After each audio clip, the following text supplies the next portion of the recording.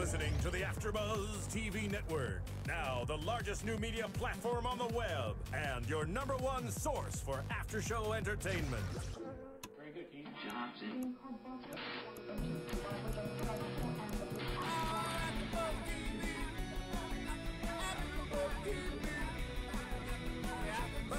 The AFTERBUZZ Studios in Los Angeles, California, presented by Maria Menounos and Bing.com, and streaming live thanks to Akamai Technologies. This is AFTERBUZZ TV's Falling Skies After Show. We'll break down tonight's episode and get you all the latest news and gossip. If you'd like to buzz in on tonight's show, you can buzz us at 424-256-1729. That's 424-256-1729.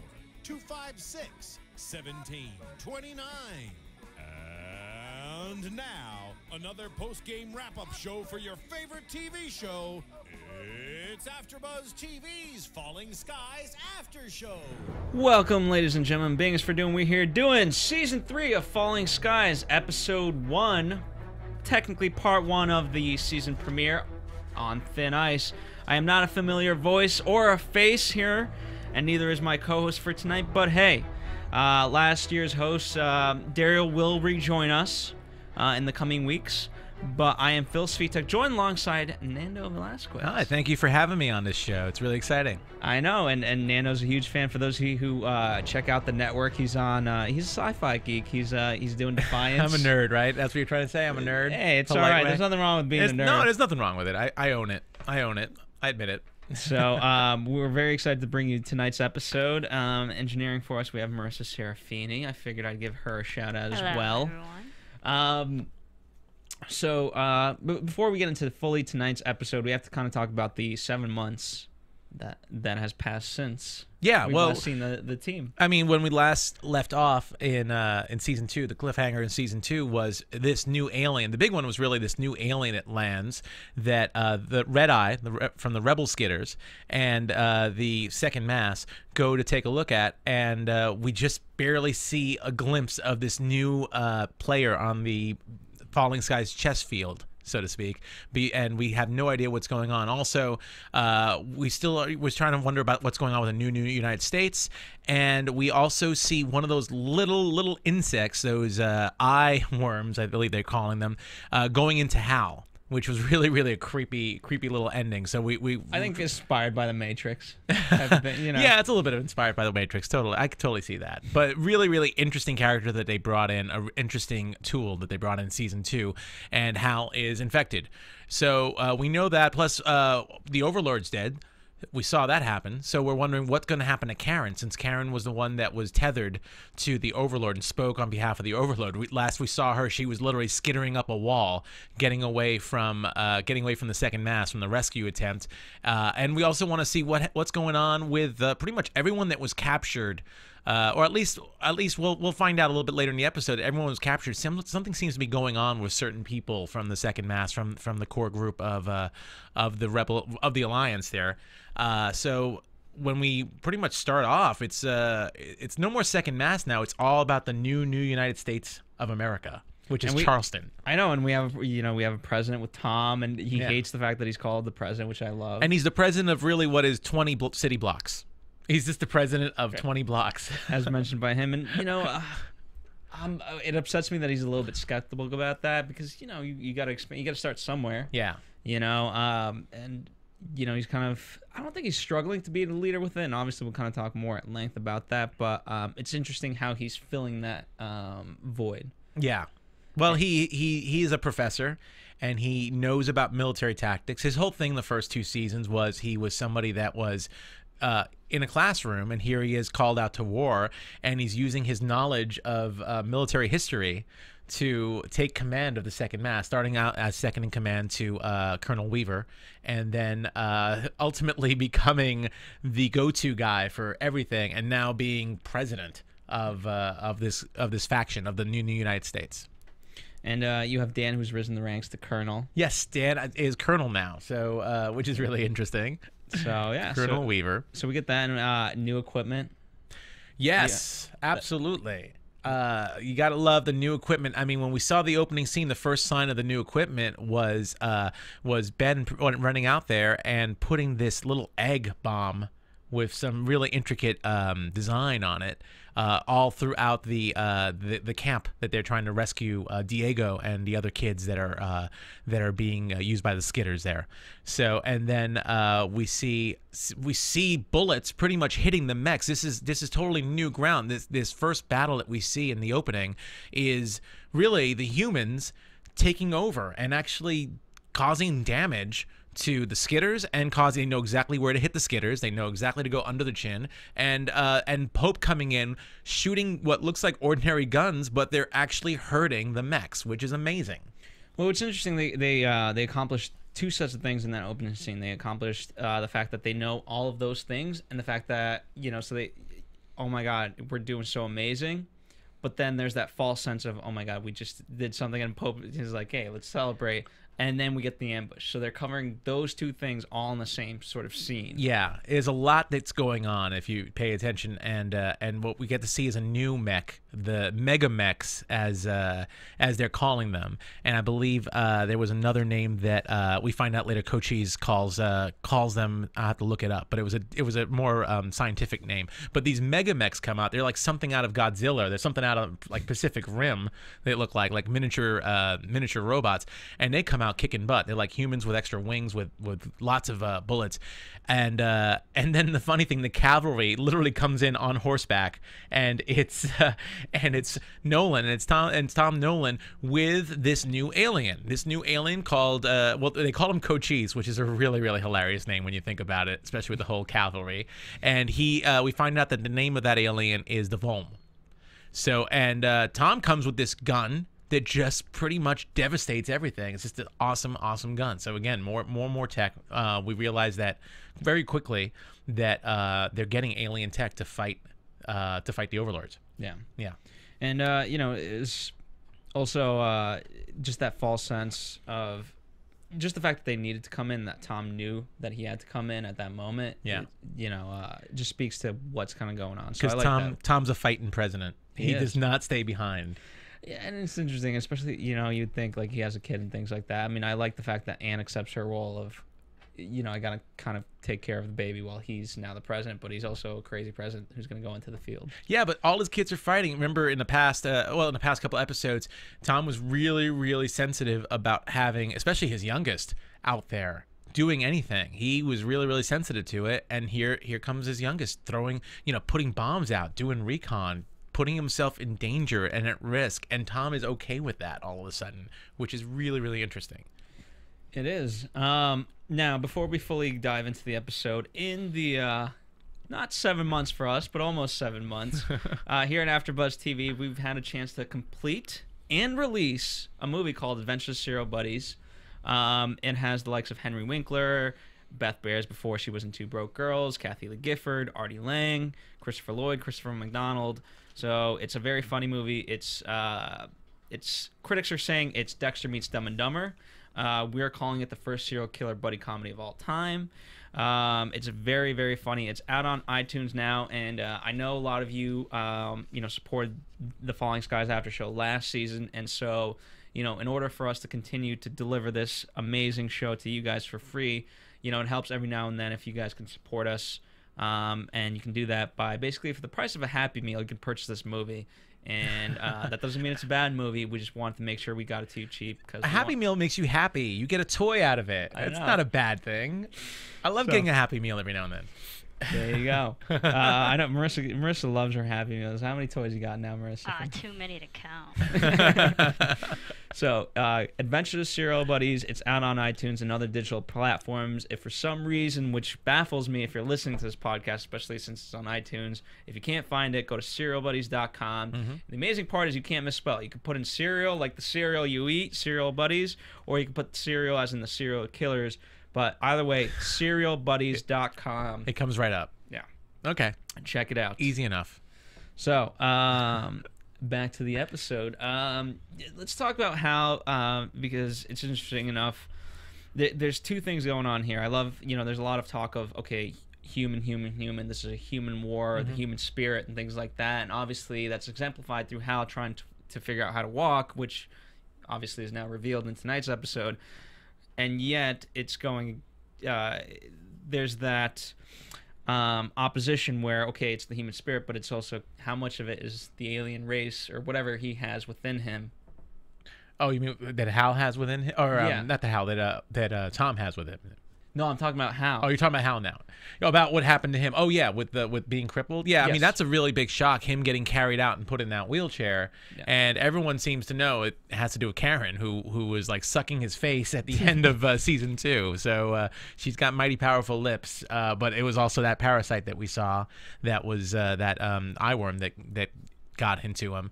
So yeah, I mean it's actually amazing how accepting everyone is of Hal with the crippling, as opposed to what was going through with Ben when he got de-harnessed. You know, I think people are just getting more and more used to this, and he doesn't seem to have any opposition. No one questions his loyalty, but he's having these weird dreams. He's sleeping with Maggie, but he's having these weird dreams. He's having all this weird stuff going on. The doctors don't know exactly what's wrong with him.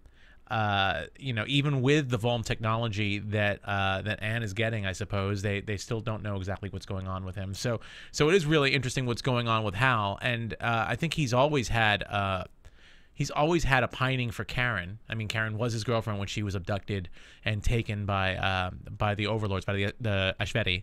So you know, it's totally feasible that he would have a dream about her. So he's holding that secret from Maggie and from everybody right now, which is interesting, especially when we see the ending. But it's also interesting, you know. Again, only Maggie would know that something's even wrong. Obviously, she doesn't know what is exactly wrong, and then eventually she finds the boots, and you know, there's the sticks or whatever's residue is on there. But for everyone else, it's just normal human behavior. You know, they're at the infirmary, and you know, he's recovering nice. Yeah. You know, if it wasn't for you, Maggie, he wouldn't be doing so well. And again, it's interesting to see how that's gonna. I want to see how symbolic that will be, and what that will mean once it breaks and they find out that it wasn't his human spirit. It was only because he's infected. Yeah. You get what I'm saying? I think I do. I don't want to talk about the second hour, because there's a little bit of that in the second hour too. So it is something to be said that that again, you know, his human spirit is apparently getting him to walk a little bit more in front of everybody, but then to see in the cliffhanger at the end that he can have a completely normal walk and have sex with somebody who has their back glowing. Finally, amazing scene. Amazing scene. I like that glow in the dark sex type thing. So it's really interesting. Nod to the producers. But I guess what happens after someone like Karen gets harnessed for such a long time, and I know harness sounds sexual too, but I mean really the real harnessing, that it goes inside her skin and it becomes part of her, and it glows like that. That was weird. So yeah, and obviously there was one moment before we cut to a commercial break of like you know, when they're having their kind of secret meeting. Yeah. They're talking about, okay, you know, there's this overlord and things like that, and oh, Karen. And that's kind of, I think that's literally where we end it on, is just someone says the name Karen, and that's it. Yeah. So when they were talking about the new overlord, which would be human. Yes. Yeah, that's when everyone figures out it's Karen. I mean, after the finale of season 2, it just seemed kind of obvious that she seems to have continued, even when the overlord died, to continue the same attitude she's had. Maybe from a mild mind meld with the overlord, she is the overlord. No question. You know, if in a moment of desperation, who does Hal ultimately go with? The humans, or you know, you can even, if you want to really specify, does he go with Maggie or does he go with Karen? You know what I mean? Like, wow. Does he turn his back on humans? Yeah, it's a good question, because I think he would, if he didn't have a parasite within him, he would automatically stay with the humans. I think he truly does love Maggie, and he realizes Karen's lost, but he has this parasite in him that's obviously compelling him. And the interesting thing is that, and I guess we'll find out about that in the second hour, is whether or not Karen is really controlling his legs or not, which is really, really interesting, because he can't walk during the day. He can't walk when he's with Maggie. He tries. He's got those crutches, but then at night he falls asleep, and miraculously he's in the woods having sex with Karen. So, and why does she want to have sex with him so bad? I mean, she's not human anymore. So is she trying to get impregnated? Is she trying to create some kind of weird harnessed human parasited human hybrid baby type thing, or what's going on with that? That's an interesting notion. I mean, that's kind of a Prometheus, you know. Yeah, right. For those of you who didn't see Prometheus, I mean, there's a woman who has an alien baby that's born and things like that. So that is an interesting take. I mean, it could be symbolic of how weak men are to sex. Yeah, that could be. So, I mean, both theories, I guess, could be right in their own way. Absolutely. Yeah, but I'm interested to see where it goes and see how far. Again, we're kind of left in this episode, particularly, you know, with Maggie, you know, finding the boots and being like, "What's going on?" Yeah, cute ominous music on that one. Totally. I know. that was. Speaking of babies, let's talk about Ann and Tom. And it was interesting. They're kind of dynamic in how, you know, Tom's to a degree struggling with being a father and being a leader of this, and you know, he makes the mistake where he's in the infirmary, and where Arthur really wants to tell him something with 12 men. By the way, is that some sort of tie into like 12 Angry Men? Like, what's the symbolism of 12? Ooh. I feel like there has to be something. That might be something. I don't know. I just thought at the time he narrowed it down to 12, from 50 to 12, but I feel like Marissa, what in 12 disciples. 12 disciples. Ooh. Yeah, there's definitely something there. Okay. All right. Well, we'll have to take a note of it and keep watching and see if 12 has something to do with it. You know, I think anytime they don't necessarily just throw out numbers. But he did get shot by only one person. So only one, you know, and I was rewatching it. It took me I had to put on subtitles to see, because I thought he said, "Oh, Evan, here you are," something like. I thought, Evan, who's Evan? You know. What he said, is it time? I think he said, right? Yeah, he said, "Oh, I didn't realize it was even time," or something like that. It was time. I didn't realize it was time. Yeah. And then he goes, "Oh, it's you." Yeah. Yeah. So I thought for a moment they had given away the name, and I just didn't catch it. So I kept having to replay that moment. I put the subtitles on. I was like, oh, they didn't reveal anything. But obviously it's a person that he trusts. It's a person.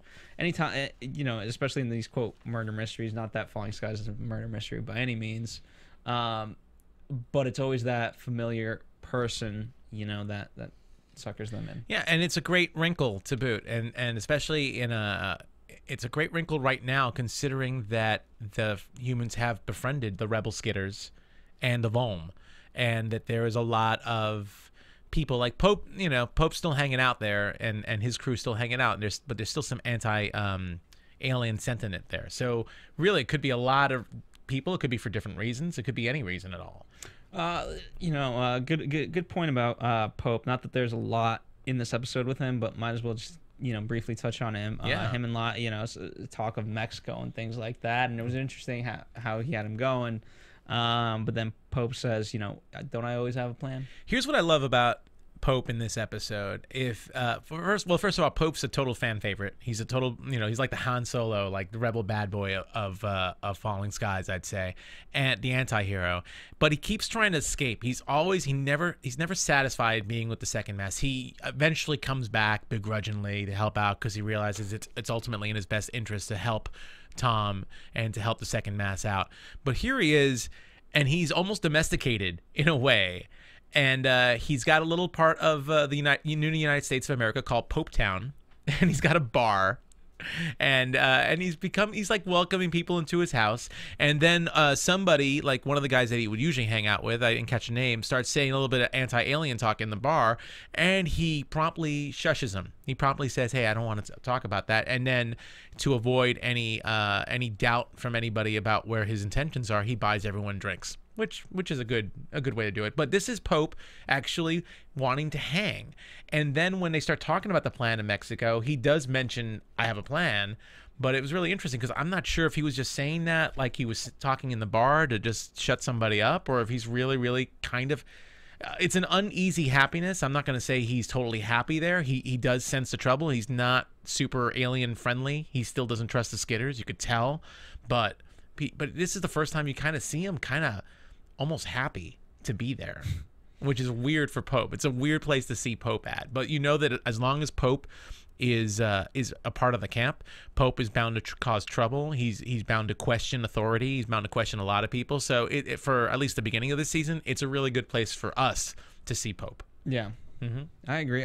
For me, I not that I'm a blind follower or anything, but especially in these sort of situations, fortunately, there's no time for hesitation and things like that. You can't, in life, for me, you can't be 1 foot in, 1 foot out and expect any results. And so, for me, Pope has always kind of represented that, and so he may be a fan favorite. He's not my favorite. Oh, he's not. He's not. I like Pope. I'm just gonna say it. You're I like 1 foot in, 1 foot out kind of guy. I'm a 1 foot in, 1 foot out kind of guy. Maybe I am. I don't know. Maybe that's what I aspire to be to. Fair enough. 1 foot in, 1 foot out. So, yeah. I mean, not to get too off topic, and hopefully this is on topic. But here's the Tom. Go see a little known movie called Mr. Majestic with Charles. Marissa, look it up. Okay. I'm trying to remember if I know anyway, that one. But he's so. I know Jim Colin Cunningham's Carrey. in that one? What's that? Is that the one with Jim Carrey? No, that's The Majestic. Carrey. That's The Majestic. That's a big I difference. was kind of Marissa, and you're a film aficionado. No, but the point of the movie is basically this one guy. Oh, but it's spelled really weird? No. Yes, it's kind of spelled really weird. Well, okay. It's from like the 1970s. Yeah, 1974. Who's the main guy? Charles Bronson? There you go. Okay. So Charles Bronson plays this one character who's so committed to a cause, which is basically picking watermelons, right? And you have a guy like Lyle that says, "Hey," his line is, "Hey, let's go to L.A. Then next day we could be in Mexico and getting all the babes we want." And Charles Bronson says to him, "I've been to L.A., I've been to Mexico, and I've been laid." You know what I mean? And that's just a full commitment to a cause, and that's why for me, Pope, I don't like Pope. He's not committed to the full cause. Hopefully that. Are you saying Pope hasn't done any of those three things? Is that what you're saying? I believe he has done those three things, and that's why he should be more committed to humanity. Okay. And things like that. All right, got it. There you go. Going back to the. Let's get back to the baby. There you go. Let's go back to baby Alexis. Alexis Denise Glass Mason. Yes, good. You got it. I wrote it down too. So interesting. So yeah, first of all, well, we see that unfortunately the one thing that happens when Alexis is being born is poor Arthur gets killed by the mole. But Alexis, it's just a surprising birth, and we get a little clue that something's not right with Alexis. This was one weird baby. Yeah, this is a weird baby. I mean, and especially just just the way they shot it and portrayed it, this devil baby. it's Damien from The Omen almost. Yeah. So obviously we didn't get a lot more than that. But there's disaster there. Just a very creepy baby staring at his mom. His mom, Moonblood Good, which I know a lot of people would probably stare at her anyway, but not a baby like that. Not in that way. Not in that way. No. And again, it's to me they didn't go to the full extent, but the separation of Tom of like, okay, I'm a father figure, but B, I'm also now this president and things like that. Yeah. And because he had that struggle of after Arthur's death of he was trying to tell me something, but then he's like, you know what? You guys handle it. I'm going to go be a father. Well, that's the interesting thing that I think we're going to see more of without getting into predictions, really, but that we're going to see more of this episode or this season, I think, because, again, Tom was somebody that was very protective over his kids. If his kids had to fight, he trusted Hal. Hal was the oldest, and he felt Hal could handle himself under his care. But as far as Ben and Matt, he didn't feel the same way about that. In fact, Ben got captured, but even then he was still protective of him when he came back because he didn't know what would happen to him. And then Matt was just the youngest. But here he is becoming president, letting his kids do the fighting, letting his kids take over like major roles in the battle. And then the one time he chooses family over his duties, when he can find out a little bit more information about the mole, something bad happens. Yeah.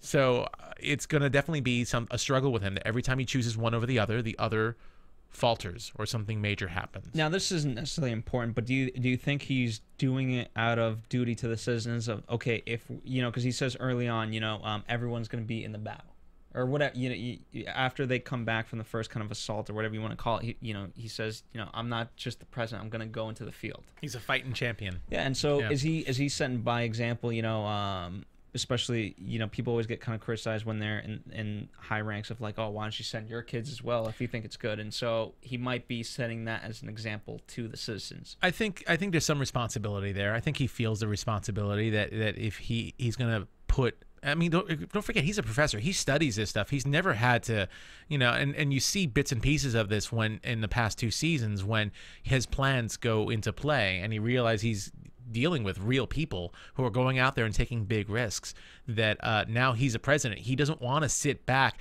He has a job, a desk job, technically. He could be like a professor and start pointing to a board and saying, this is what I want you guys to do. This is what I want you to study, and you do it. But now he realizes, no, my place isn't behind a desk. My place is out there. And of course, because of that responsibility, and his kids want to fight too, he lets them join in because that's responsibility that he has. Let me ask you, in terms of his speech to the people, he obviously announces the newest citizen and then gets into Arthur's death. Is there anything behind saying, I mean, you kind of almost ended on bad news to agree, and then I guess he picks it up. So start with good news, go to bad news, pick it up with the good news again, that, for 7 months it's the human spirit that's really prevailing, not necessarily the weapons. I think it's just an example of how inexperienced he still is. He's still learning to be president, so it probably wasn't the best speech in the world to give. I was trying to rate it, and I was like, what is that a good speech? Or was he trying to give a good speech? Because and the irony for obviously of tonight's episode is it's not about the weapons, things like that. It's about more of the human spirit. And then as they're having their scotch and things like that, and the big secret gets revealed is this big gun. Yes. So say what you want, Tom, but it's not the human spirit. Well, I guess it's not. Well, it's definitely not even the human weapon. It's the Vuln weapon that they're building. So it is an interesting weapon that we see at the very end. If it is a weapon, I think there's a question about what this thing is, because there still is a little bit of a question about this new character, Cochise, and this race. Cochise. Well, you gotta love Cochise. I mean, it's a perfect name for some reason. It just fits him. I wonder if Pope named them. That sounds like something Pope would have named them. But if you think about it, but yeah, it's really, really interesting to see what's going on, because I think even the Rebel, I think even Red Eye and the Rebel Skitters, it's an uneasy alliance. And I did see some reference to the Vuln being compared to the French in the American Revolution, that the French would help out, but the Americans knew that the French weren't just willing to help out for the sake of their own heart. They had their own interest. Too. I mean, that was brought up. Tom brought it up in the sense of did those guys really trust Stalin? Yeah, exactly. In World War II. I mean, that's perhaps more direct reference. Yeah, probably a more modern reference for sure. Yeah. But of course, Tom's gonna refer to history books to make a really good analogy. Yeah, So I mean, here's the thing. I would love to, people kind of know, or at least fans in particular, are perhaps more familiar with World War II. Then I think perhaps it goes to World War I, and then maybe Vietnam, maybe Iraq, but that might be too modern. Bring World War II is perfect for international fans too, who don't know the American Revolution, actually. Exactly. So. Well, I would love the American Revolution. I think there's such a weird history. Even the Civil War actually has some amazing stuff that I'd love for them to tie into more. I mean, there's a story with Lincoln where he had a meeting, and he had to convince this one general to get on his side, and that was the general that was going to win the war. This is the one who let General Lee escape. No, I don't know. Okay. Well, the story is that. Okay, sorry, go ahead. They had a meeting at 5:00. Lincoln shows up at, let's say, 5:05, right? And so the secretary says, it's 5:05. He's not seeing any more visitors until tomorrow morning at 10 a.m. So Lincoln, being the masochist, knowing that he has to have this guy, stays there till 10 a.m. Here's the president just waiting on this general. You know what I mean? So that level of masochism in order to win the war. Oh, yeah. There's a lot of interesting stories about the Civil War, about Lincoln, that it's actually really fascinating time. And I think the movie, well, obviously the movie didn't even touch upon that kind of stuff. It just touched more upon the legal battle. Well, anyway, we're going off topic, man. Yes, we are. What the hell? Thanks, We got really off topic there. What the heck? Anyway, go read. We like war. Go read. Yeah, we like war. So, speaking of war, so one thing that was interesting that the Rebel Skitters mentioned to Tom was that the ultimate goal of the Ashanti was not to wipe out the human race, but I guess it was to prepare for the Volm. I guess to prepare for the war with the Volm, because I guess they just wanted to do what they have to do on Earth before the Volm catch up to them. Yeah. So, which is also really interesting. It's almost like these alien races are just coming on to Earth just to have their own little playground, their own little battle. Well, it's interesting. You know, I don't. You know, from my perspective, we didn't really get to see it too much, but the talk of anti-Skinner talk. You know what I mean? Especially because obviously that's okay. Who's the mole? Well, of course everyone's gonna say it's a Skinner, and so we didn't really see that full upheaval. You know, obviously we talked about Pope and that guy, and you know there was something there, but not to the full extent that we could. Well, don't forget the humans are winning right now. They're winning these battles. They have the technology, and they're able to go in and at least have a fair fight now. So I think as long as they feel like they're in control. And it's because of the alien technology and their alien allies, they have this uneasy alliance that they're not gonna blast them too much. But the Skitters know better than to just come into a camp. I mean, if you want to compare to Civil War again, or even like World War I or World War II with African American soldiers, even in a time when they were still not considered, equal. I think they were still respected during times of war, up to a point. But still, there's no hidden, no one's hiding any feelings. Everyone still knows how people feel about each other, but they still keep their distance. Yeah. Yeah. Shoot, what was I gonna say? Well, I'll just jump to Tom and Dan. Okay, having scotch. Let's do a segue. Yeah, Tom and Dan. Well, I mean, it's really cool to see this relationship evolve, especially when it started out with Tom being the number 2. To Dan, and now it was really, really funny actually in the opening when Tom comes to save the day with the cavalry, and all of a sudden Dan, who was promoted to colonel, he even mentioned he was colonel, all of a sudden calls Tom sir, which I thought was really, really a really funny line. It just said so much about where Tom is right now. And so here we are now, just hanging out. It's like, let bygones be bygones. Dan did not trust Tom in the beginning of Falling Skies. He was the superior.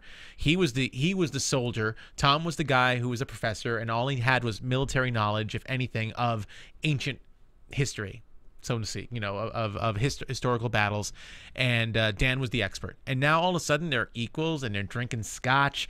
Dan's giving him a little cigar that he had for the baby, and they're comparing notes. And Dan's straight up, a season or two ago, Dan would have just refused to help out Tom. But now Dan's just like, look, I just want you to know, I don't trust these aliens.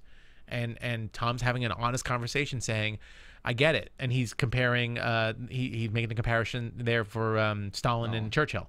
So, I love this, where this relationship has gone. Dan's a little bit more of a confidant to Tom. It's kind of switched over.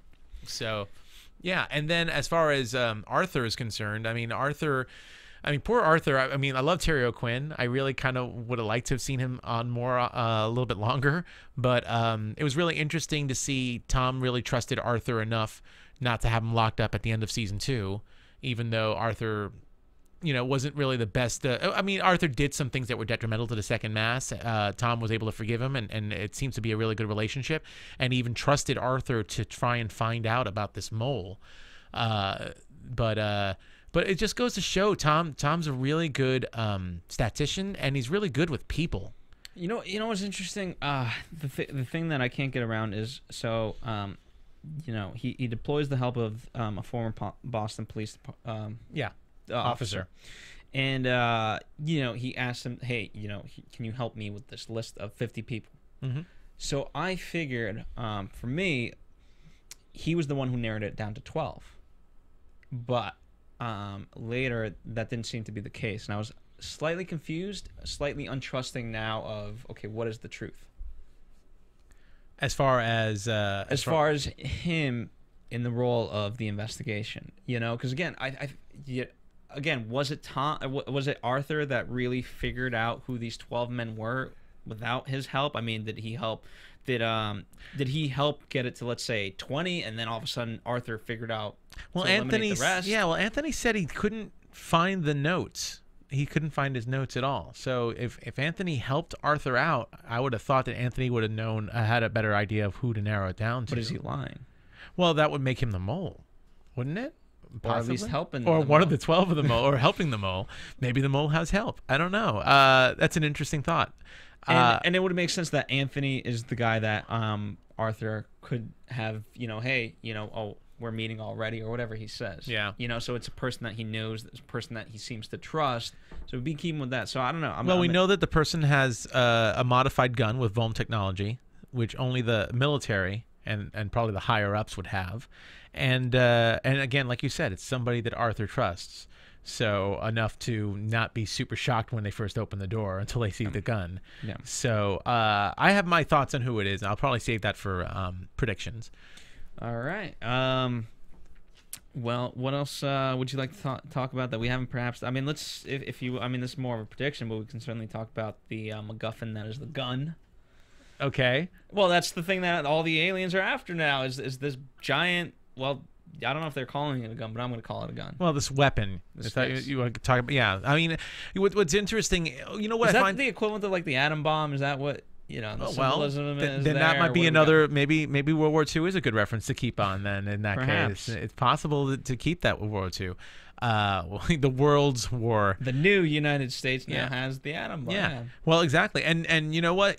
Atom bomb is an incredibly dangerous weapon. So this is not necessarily a gun that's going to benefit the humans, perhaps, or benefit Earth. It could be something a little more detrimental, as far as we know. What I find really interesting, though, and you'll see it in Hour 2, and we talk about Hour 2, is that so far all we see is Cochise. He's the only Volm we see. And yet the Volm are building this huge weapon, but we don't see any other Volm at all. We see a lot of Skitters. Skitters almost seem to be... Skitters were the most dangerous... Well, them and the mechs. They were super dangerous in Season 1. Remember, it took like a really long time to even try and kill one, because no one knew how to kill one. Now, all of a sudden, in the beginning of this episode, you just see them just go for a knife under the throat or under the chin, and all of a sudden they're dead. So it's really interesting to see them go from this powerful species to they're almost pawns right now. They just seem to be like just jumping in like soldiers, and there's still a lot of knowledge, don't get me wrong, but it seems to be really more about the Ashveti, the mechs, those mega mechs, or as Cochise called them, I found the names, superior terrain droids. I just noticed which are the initials are STDs. So I kind of like STDs. So, but not personally. I just for this name. But anyway, so it's really interesting to see that, and that the Volm, I guess maybe they're super intellectual because they have all this technology, but we don't see them helping the humans out on the battlefield. No. We see their technology, but we don't see them. Only Cochise, who just seems to be hanging alongside with Tom, giving him some words of wisdom. Yeah, so that'll be interesting to see, as that develops, or if they kind of have more contact, or if they're just kind of smart in the sense of like, hey, you guys don't like it. But if you're gonna win the Charlestown people over, go into battlefield. That's the surefire way to win someone. Apart from maybe like having one night of drinking with them. Maybe they don't care too much about the humans as much as we think. Maybe there is some the people who are a little nervous about this guy. Maybe they have a point. Perhaps they do. They don't care if the humans die in these battles, but they'll help them as much as possible because they're also hurting, I guess, their enemies, which is the Ashveti. But let the humans do the dirty work, and the Skitters, and the rebel Skitters. There you have it. Yeah. You know what was really awesome too, I might as well bring up too, because we kind of glossed over this, when they did save Diego and the other kids. First of all, Weaver's daughter is back, at least for this episode, and Diego, her boyfriend, so they find him.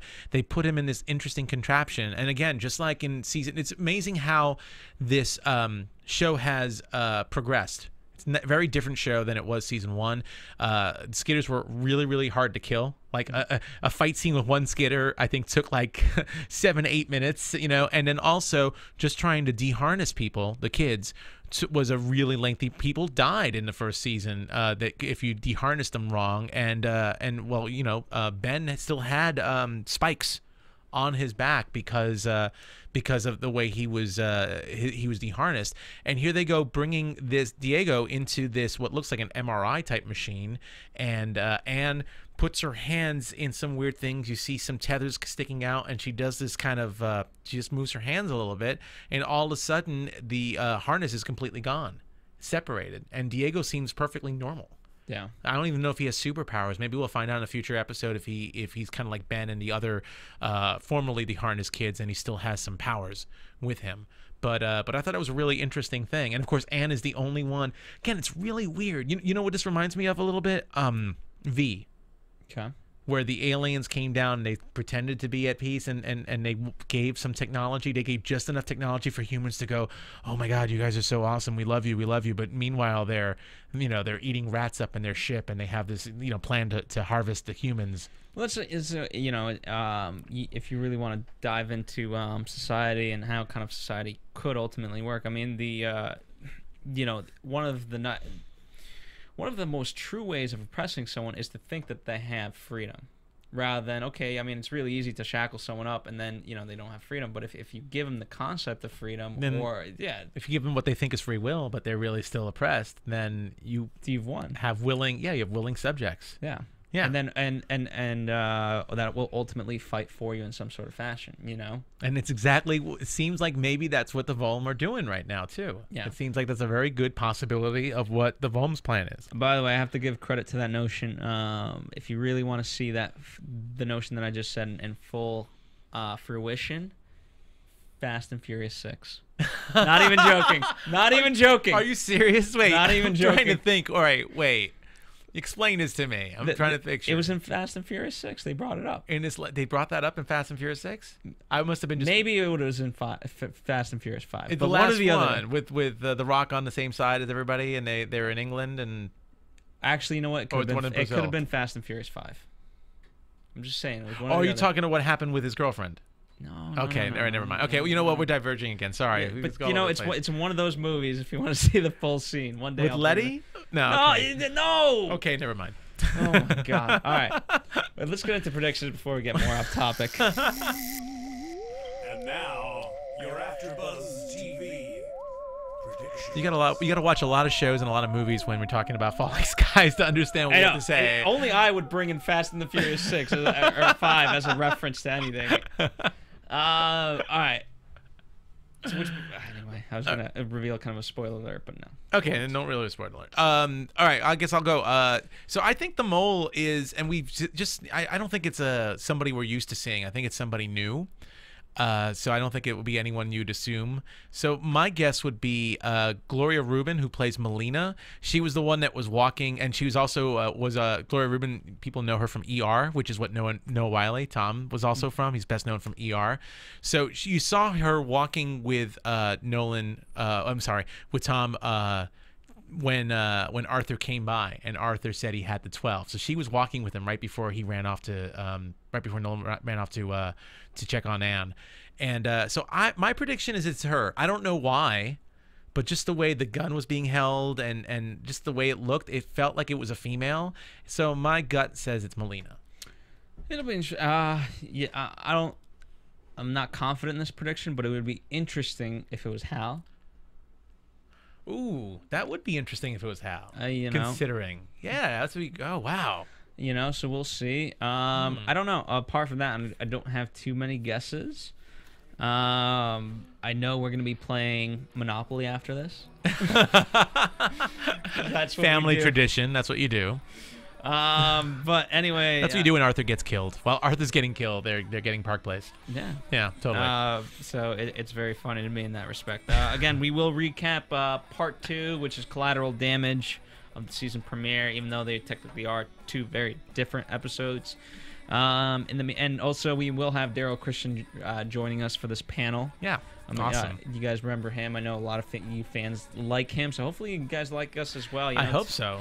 You know, write in, comment, things like that, and let us know. And obviously, one of the biggest things is share your opinion with us. We love hearing your theories. If you have any questions about Fast and the Furious 6, this is the correct AfterBuzz to type those comments in. I know, it is. And I will answer the biggest, you know, there's a scene in 6 where you're like, how the hell is this possible? I will explain it to you. Really? Okay, now I want to know, because that is, in my opinion, that is truly science fiction if it's the scene I think you're talking about. I know, it is the scene. It's probably the scene. Anyway, in the meantime, of course, follow us here at AfterBuzz TV. I'll give a shout out to Marissa. What the hell is it? Marissa TV? Marissa Serafini TV? Serafini TV. Serafini TV on Twitter. And you can find me at Nando Val on Twitter. And check him out on Hannibal. Check him out on Arrested Development. And Defiance. Defiance. He just finished up The Following, and you know, I'm sure that's a lot of shows for my man. I sound tired. I'm tired. You do all these shows, and you do all these shows too. You're the executive producer of these things. So you watch an AfterBuzz show, it's with Phil Svitek's name on it. So there you go. There you go. Yeah. So in the meantime, fans, I hope you enjoy the rest of your week. Have a good weekend, or whatever you guys do. Be safe. No STDs for you. Good night. Herein are those of the hosts only and do not necessarily reflect. From Bing.com, executive producers Maria Menounos, Kevin Undergaro, Phil Svitek, and the entire AfterBuzz TV staff, we would like to thank you for listening to the AfterBuzz TV network. To watch or listen to other after shows and post comments or questions, be sure to visit AfterBuzzTV.com. I'm Sir Richard Wentworth, and this has been a presentation of AfterBuzz TV. Buzz you later. The views expressed herein are those of the hosts only and do not necessarily reflect the views of AfterBuzz TV or its owners or principals.